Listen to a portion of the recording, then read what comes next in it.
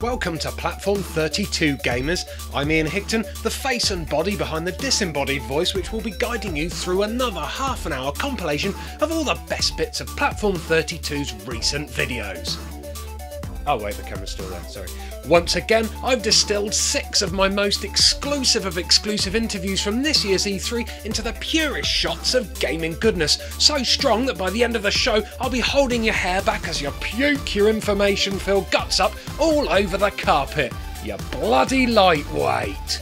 Coming up on today's show, we've got insider info straight from the mouths of the developers of Shazam! Tomb Raider, Shablam, Sonic Allstars Racing Transformed, Shadaloo, Aliens Colonial Marines, Shamu, Borderlands 2, Shampoo, Bullet Run. But first, Shablam! Oh wait, I said that. Shabaranks? Hi, I'm Dan Sochin, producer from United Front Games on Sleeping Dogs, and you are watching Platform 32. I cornered the producer of Sleeping Dogs, Dan Sochin, after watching an action-packed gameplay demo and getting a hands-on with the game at this year's E3, and asked him all about it. Sleeping Dogs, it's an open-world game set in Hong Kong, where you play as an undercover cop tasked with trying to take down the triads. And what we've really done is try to focus on the moment-to-moment gameplay, making the experiences as exciting as possible and really letting the player feel like an action hero. So with the hand-to-hand martial arts combat, the shooting, the driving, and shooting, seamlessly combining all these together to create a really unique experience. I hope you're right, for my sake. When it comes to open world games like this, the environment you play in can either make or break a game. How similar to real-life Hong Kong is the city we play in? What we've done, we've really tried to capture the essence of Hong Kong. We've done numerous trips there, taken tens of thousands of photos. We've met with triad gang members, we've met with undercover police officers to really try and understand that relationship. But the city itself, the buildings are photorealistic, but we played with the layout of the city to focus on gameplay. It's a really large world. You're able to drive, to also do free running across the world, and there's even boats to drive around the outside. So the player has a lot to explore and a lot of different vicinities, going from skyscrapers in Central to ancient temples that are thousands of years old. You mentioned boats, and I saw cars and bikes in the demo. As a fan of flying around Liberty City in GTA 4, I've got to ask, will there be helicopters or even planes? No planes. So we've got over 65 different vehicles, going from like mopeds to race bikes, all the way to a variety of different cars, armored vehicles, European sports cars, all the way out to even boats. Everything about the game is highly stylized, including the combat, which obviously plays a huge part in the proceedings. What inspirations did you draw from for the fighting in Sleeping Dogs? We've been heavily influenced by Hong Kong cinema, John Woo style films like Hard Boiled. And what we like about those is that they take these massive hand-to-hand combat or shootouts, and with all this chaos going on, they kind of slow down these moments and make them very cinematic and kind of accentuate some of the cool moves that you can do in the game. So we've taken that same sort of feel, so you can do a jump maneuver and then immediately trigger a slow motion to be able to take down some of your enemies. And we have the same thing in combat as well. And one of the other interesting elements of combat is that you can grab an enemy, and we call them environmental props. So as an action hero, you're surrounded by 20 people. How are you possibly going to take them all down? Well, using your martial arts moves and then also grabbing them and using the environment against the enemy. So taking a guy and throwing him onto a meat hook, or putting his face into a barbecue grill, or even into a dumpster. And so you're able to interact with the environment in a lot of contextual different ways. Sleeping Dogs is looking to be a real must-have for any fans of the open world genre. With early review scores from magazines already coming in at 90% or above, this little puppy should definitely be on your most wanted list, as it could quite possibly be the surprise saviour of this summer's gaming drought and a real contender for GTA 5's open world crown. Well, either that or it could be completely rough. Get it? Rough? Like the dog? Cause they go rough? Oh, forget it. I'm Oliver Smith, I'm with Sony Online Entertainment, and I'm a producer with the company, and you're watching Platform 32. Welcome to Bullet Run. Bullet Run is a free-to-play first-person shooter for the PC, which has just become available for the gaming public to download. I played the game at E3, and although it struck me as not much more than a standard Twitch-based shooter, I was surprised at how fun it actually was, and how well the game world was presented. While I was there, I spoke to Oliver Smith, the senior project manager at Sony Online Entertainment, and asked him to give me the Bullet Rundown. Team Deathmatch. Yeah, Bullet Run is a free-to-play first-person shooter. It's basically set in a reality TV show, so think Big Brother meets pro wrestling, but with guns. Being as it's based on a reality TV show, you're not just judged on your shooting abilities in the game. Here, you're also playing to win the affections of the audience, so you're also awarded points for style. Can you explain how this works? The way I think of it is, you know, back in the day when I used to watch pro wrestling, WWE, WWF, I always saw these stylized characters. I saw The Undertaker, Hulk Hogan. You know, these guys, they have a very unique look to themselves, so when you go into a match, you're going to see these people and you're going to recognize them. You're going to be like, oh, that's that guy who's #1 on the leaderboard. I'm either going to fear him or it's going to be a challenge for me to go in and take him out. We provide full player customization through the in-game marketplace as well as just base character creation. You can change your weapons, you can add decals, you can change the look, you can add modifiers. There's going to be a lot of different clothing options for you, and all these things build style for your character. This style is also used to compute additional end-of-game bonuses like additional credits, more experience, things of that nature. During my playthrough at E3, I noticed some really wacky costumes, with one of the standouts being a recreation of Heath Ledger's Joker character, while another guy dressed head to toe in a gimpy leopard skin costume. What do you like to dress your character up as? You know, I'm still actually playing around with it. You know, prior to E3, I was creating characters that I thought looked cool. Then I saw here what some of the players have been making, what, you know, some of the developers are making. It's like, all right, I need to go back, you know, from the drawing board and recreate the look of my character because some of these characters look pretty badass. And, you know, I think that's the thing. You want to create a character that looks memorable because, you know, when you run up against that guy like, you know, we were running to, that's dressed up like a leopard, full leopard outfit, I just want to kick his ass just for dressing in that, you know? It's all about your look and style, but it's all about your personality and how you want it to be. You want it to be wacky or do you want it to be more militaristic? It's all up to you. You know, there's so many different customization options out there that you can make it the way you want to make it. And one of the cool things about it is we have full launch support for this game. Once it's launched, we're going to have weekly, monthly, quarterly updates, and a lot of these things are going to be free. Thanks, Oliver. I love the thought of being able to create my own online persona for Bullet Run, and the fact that the best players could become virtual celebrities recognised in an instant by their own distinct look does sound pretty awesome. But I'm still slightly worried that the game could fade into the background due to its basic shooter gameplay and the huge amount of free-to-play FPS games emerging at the moment. Now get out there, gamers, and don't come back until you are rich and famous. Rich and famous from the killing of people for the pleasure of an unseen audience. Oh, you sick, sick bastards. Bullet Run. Fame at any cost. This is an arcade machine. It's about 15 years old. Look, the graphics are rubbish. Luckily, after the break, I'll be bringing you non-stop information about some of the biggest unreleased games of this year and next, and they all have great graphics. Except it's not non-stop because this show's only half an hour long. So, wait, what?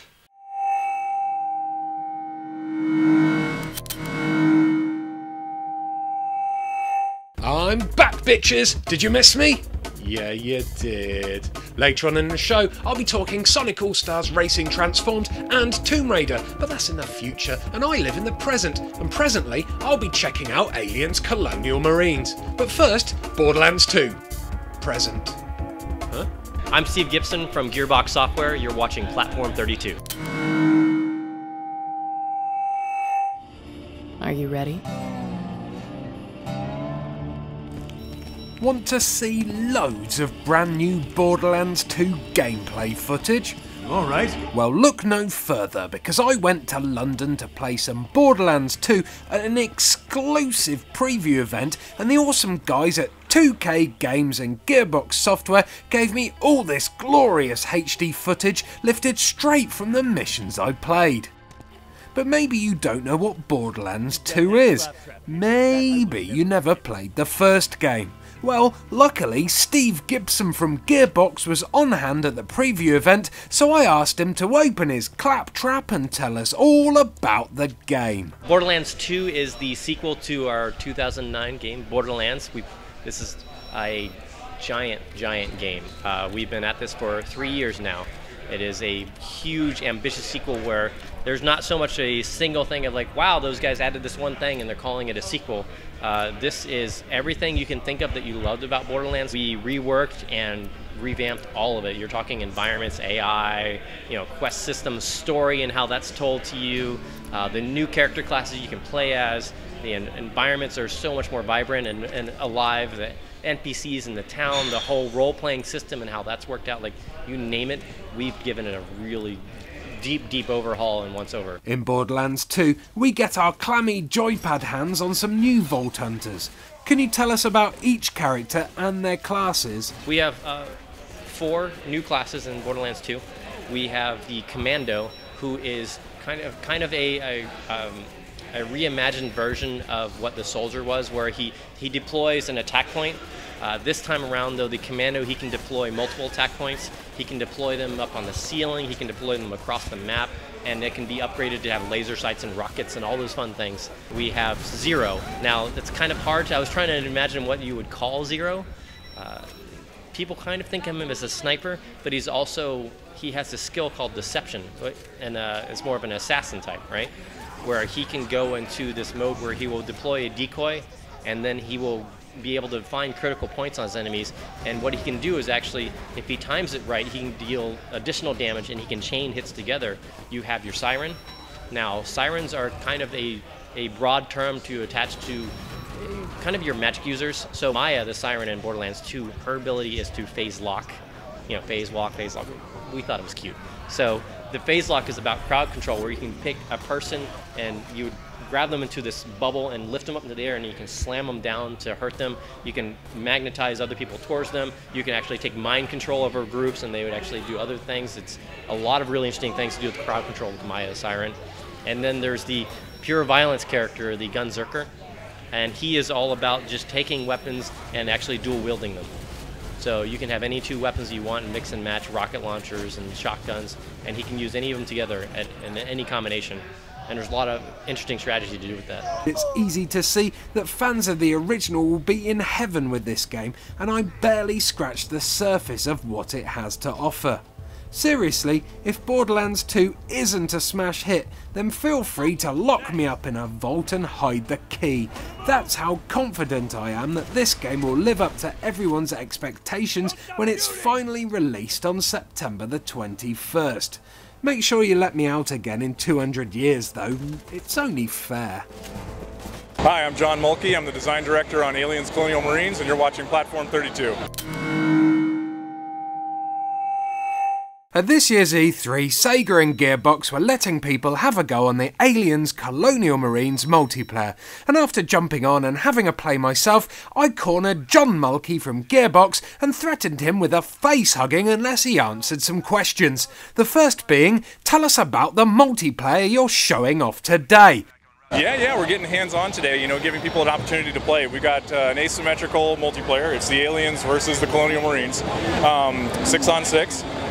It's been really cool. It's a really great presentation and works really well with the franchise. You get to play an Alien, you get to play the Marines. It's interesting watching people play it. There's emergent behaviors that happen. We don't tell anybody how to play it. We've been playtesting it now for a while, and you'll hand people the controller, and if they're Marines, you'll find that they quickly start taking on the role of the Marines. You'll find that the guys start clumping up together. They stick together. They don't stray away because you get plucked off if you stray away. They stay out in the dark areas, out in the open, and defend, and it's kind of interesting that that's the role you fall into. And then there's, when you're playing the Alien, typically people, when you hand them the controller, they start playing the Alien like they would play a normal shooter. But quickly they start adapting the strategies of the Alien straight out of the film. It's kind of awesome to watch it just naturally happen. You start using the walls and ceiling, you start sticking to the dark areas, you start doing ambushes, you start trying to do strategies to break up the Marines, because they're really hard to get to if they're, if they stick together. So it's kind of awesome, it's really fun. We only got to play on one map during the hands-on, but the feeling of it was very authentic. The dark metallic surround surroundings look just like something lifted straight out of one of the films. Do you know how many maps the games will be shipping with on release? Oh my gosh, you know, I don't know. We're still testing a number of different maps, and we're kind of weeding out, you know, the ones we really love, and you know, pulling some of the other ones out. So I don't know if we've landed on exactly how many maps are going to be in the multiplayer. But there's several game modes which I can't talk about.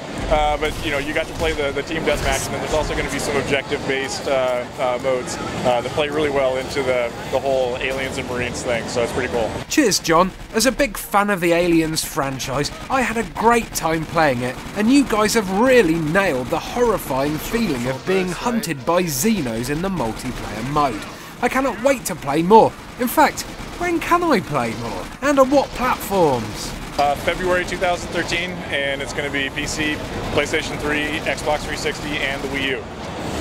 Oh, can you say any details about Wii U, weird. I'm imagining you got the motion tracker. I was going to say, you know, I mean, how natural is that, right? You know, you got the little the screen, and you got the motion tracker. So yeah, there's a number of like really cool things that just lend themselves great to that hardware. So we're excited about some of the cool things we're doing with it. Awesome. That statement may have just sold me a Wii U right then and there. Alien games have a habit of being a bit of a letdown, but from what I've seen so far, Gearbox seem to have been mixing just the right amounts of awesome gameplay and movie-style authenticity to make this nightmare universe come alive.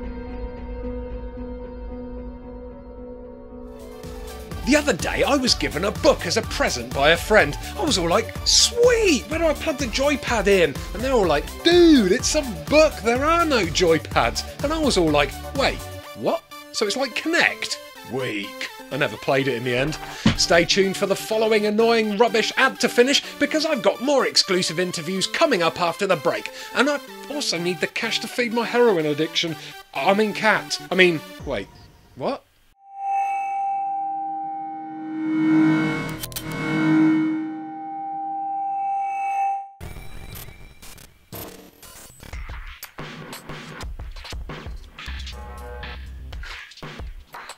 Games! My name's Joni and I'm exec producer at Sumo Digital, and you're watching Platform 32.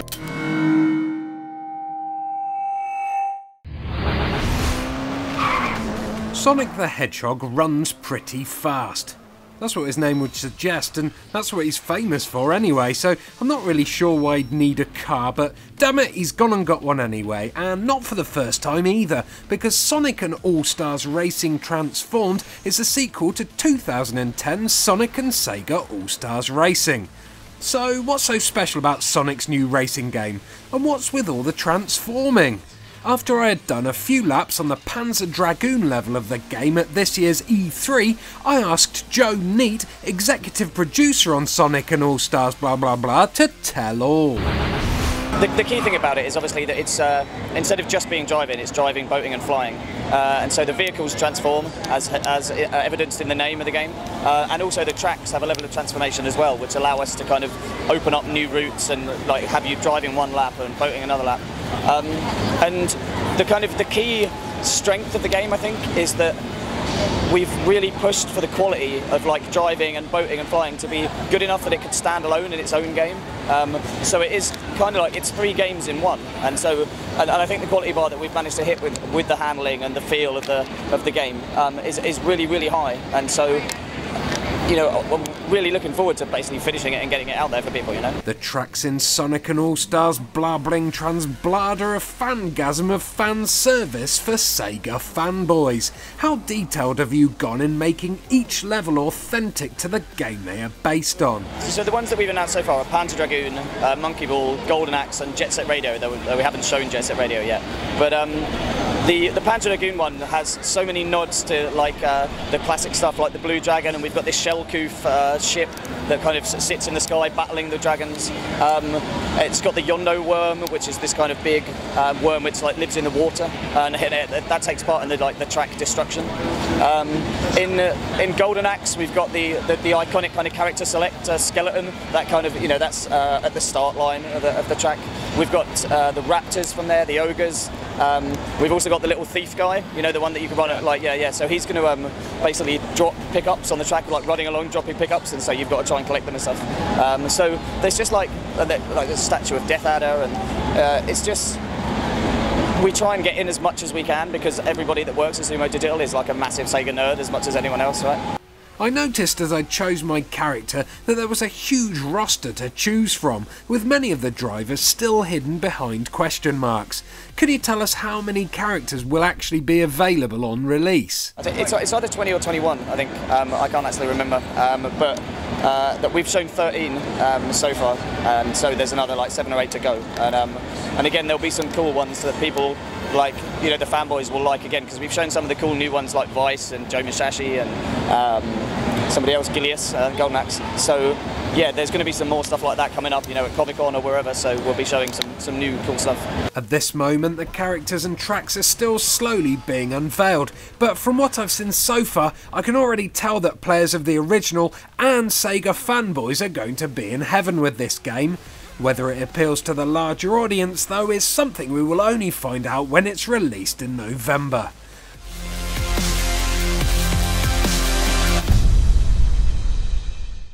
My name is Noah Hughes, I'm creative director on Tomb Raider, and you're watching Platform 32. One of the highlights of my visit to this year's E3 was a behind closed doors demo of some of the early sections of Tomb Raider Lara Croft's next big adventure. But something seems slightly odd about Lara in all this gameplay footage. She's not the Lady Anna Jones I remember her to be. She looks all young and stuff. Luckily, I got to speak to Noah Hughes, the creative director on Tomb Raider, so I asked him what the hell was going on. Well, this is Lara's origin story. So we're rebooting the franchise. We're taking everything you loved about Tomb Raider from a gameplay and a character perspective, but really looking at it through a new lens. We want to make Lara human, and we want to take her on an adventure that starts to turn her into the Tomb Raider. So one of the most important things about this game is that journey. We see Lara growing into the hero that she'll become. There were some really brutal scenes in the gameplay footage we saw, including the now infamous attempted rape scene where Lara shoots a potential attacker in the face to stop him from sexually assaulting her.